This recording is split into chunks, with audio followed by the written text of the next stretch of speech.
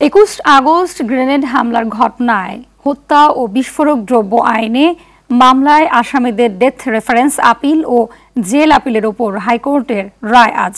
বিচারপতি এ.কে.এম.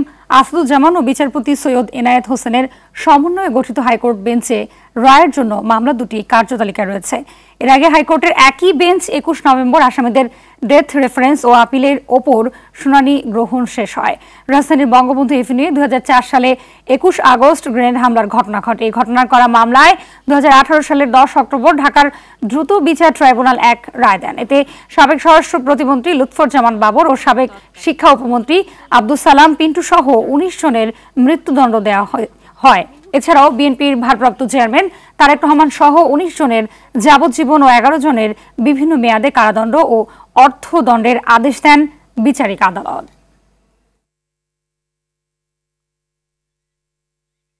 নগদের সর্বোচ্চ বার 167 টাকা রিচার্জে পাবেন 1 লাখ টাকা পুরস্কার। আরও আছে প্রতি সপ্তাহে পুরস্কার ও ক্যাশব্যাক।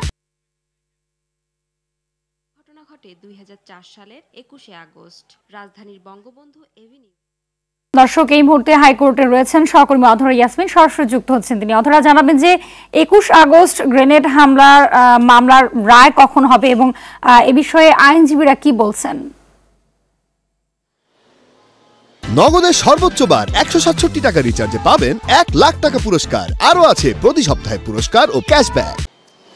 হাবিবা, আজ সেই আলোচিত 21 গ্রেনেড হামলা মামলার যে রায়টি রয়েছে সেটি আজকে কার্যতালিকায় রয়েছে 54 ও 55 নম্বরে। গতকাল হাইকোর্টের যে ওয়েবসাইটে এই রায়ের জন্য কার্যতালিকায় আসে এই রায়টি।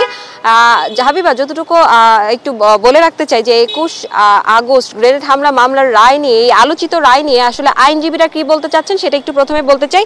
এই মামলায় রাষ্ট্রপক্ষ থেকে দ্রুত বিচার ট্রাইব্যুনালের রায় বহাল রাখার আবেদন জানানো হয়েছিল।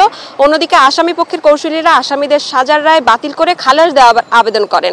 আসামি পক্ষে শুনানি করেন আইনজীবী এস এম শাহজাহান ও শিশির মনির। অ্যাডভোকেট এস এম শাহজাহান আমাদেরকে জানাচ্ছেন, মামলার দ্বিতীয় যে অভিযোগপত্রটি রয়েছে সেটাতে আসামি করা হয়েছে তারেক রহমানকে, সেটি আইনগতভাবে গ্রহণযোগ্য না। কারণ তিনি দর্শিয়েছেন এই অভিযোগপত্রটি ম্যাজিস্ট্রেট আদালতে দেওয়া হয়নি, সরাসরি জজ আদালতে দেওয়া হয়।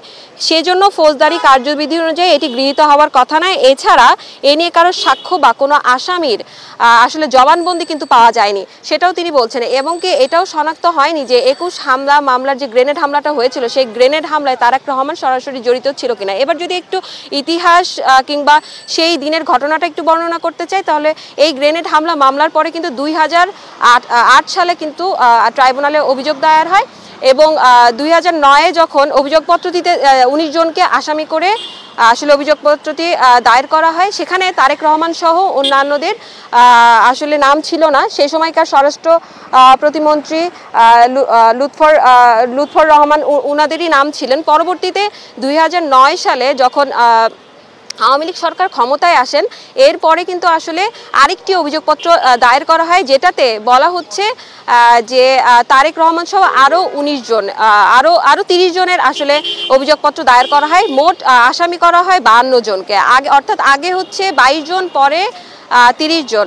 এই পুরোপুরি মিলায় 49 জনকে পরবর্তীতে আসামি করে এই রায়ে আজকে কার্যতালিকায় রয়েছে।